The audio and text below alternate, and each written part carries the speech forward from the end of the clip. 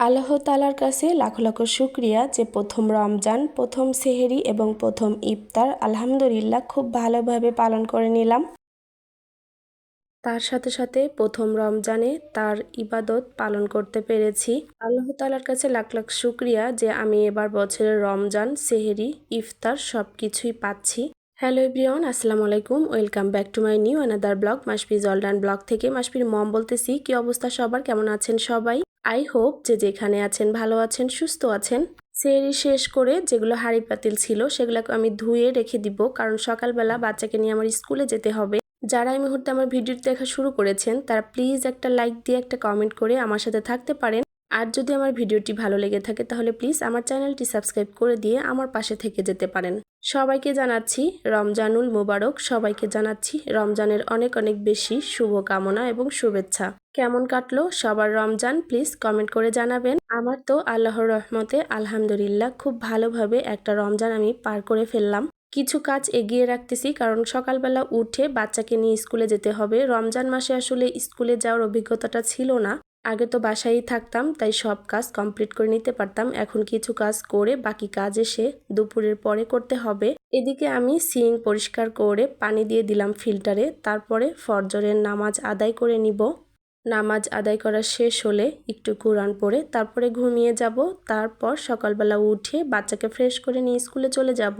এর মাঝখানে বাচ্চাকে নিয়ে স্কুল থেকে এসে দুপুরে ফ্রেশ হয়ে আল্লাহ তাআলার ইবাদত করে তারপরে বিকেলের দিকে একটু উঠেছি ছাদে। আমি কিছু ধনিয়া পাতা রোদে দিয়ে দিয়েছিলাম, ওগুলো প্রায় শুকিয়ে গিয়েছে, তো ওগুলো উঠিয়ে রাখতে এসেছি। এসে দেখি রুমি এই যে আমার অপেক্ষায় বসে আছে, ওর জন্য খাবার নিয়ে এসেছি। এই যে ধনিয়া পাতাগুলো একদম মচমচা হয়ে গিয়েছে। আর একদিন রোদ দিয়ে তারপরে এগুলোকে আমি ব্লেন্ড করে সংরক্ষণ করে রাখতে পারবো। রান্নার সময় যখন ধনিয়া পাতা পাবো না তখন এটা ব্যবহার করতে পারবো।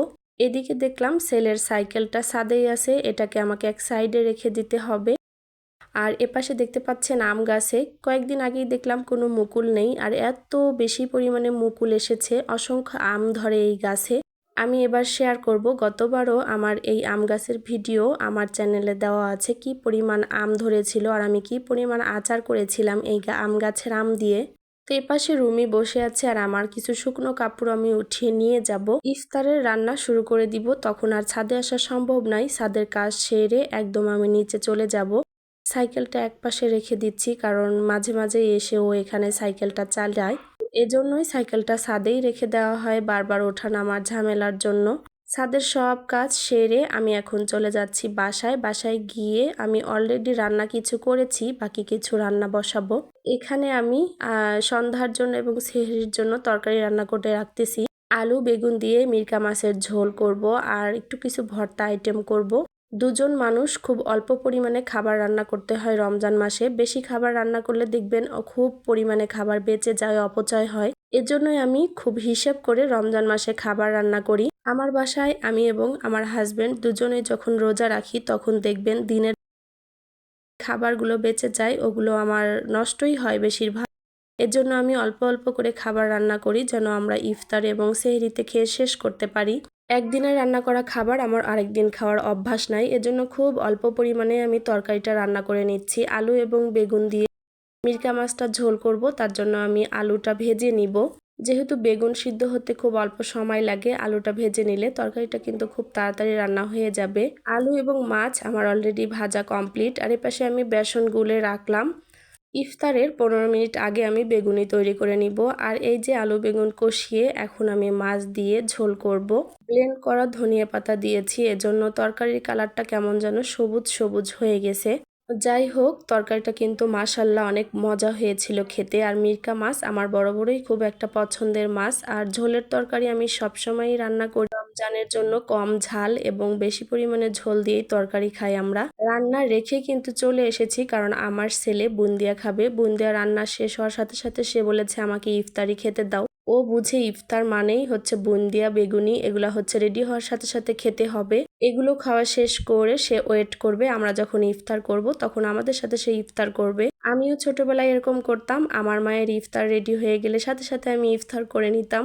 এখানে আমার পণ্ডিত বাবাটা বসে বসে একা একাই ইফতার সেরে নিচ্ছে, আর সে আমাকে বলল পানি দিতে, তাকে পানিও দিয়ে দিলাম। রান্নার মাঝে মাঝেও তার অনেক কথা আমার শুনতে হয়, তো ওকে খাইতে দিয়ে এসে আমি এই যে আমার ছোলাটা রান্না করে নিচ্ছি। দেখতে পেরেছেন খুব অল্প পরিমাণে ছোলা, যেন দুজন মানুষ খেয়ে শেষ করতে পারি। খুবই অল্প পরিমাণে একদম সিম্পল ভাবে ইফতারি রেডি করেছি। বাসায় কিন্তু ওর বাবা হালকা পাতলা ইফতার করে, বেশি পরিমাণে ভাজাভুজি খেতে চায় না।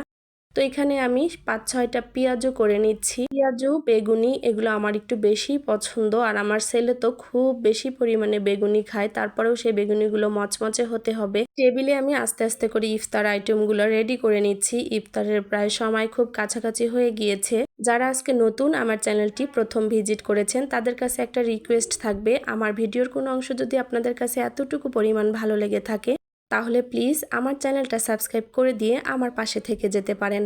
এখানে আমি সব ধরনের আইটেম রান্না শেষে একদম লাস্টের দিকে আমি বেগুনি করে নিয়ে আসলাম, আর এখন মাত্র 10 মিনিট সময় আছে ইফতারের। আমি এরকমই করি, 5 থেকে 10 মিনিট আগেই বেগুনিটা রেডি করি, এতে করে অনেক মচমচা গরম গরম খাওয়া যায়। আমার ছেলে খুব পছন্দ করে।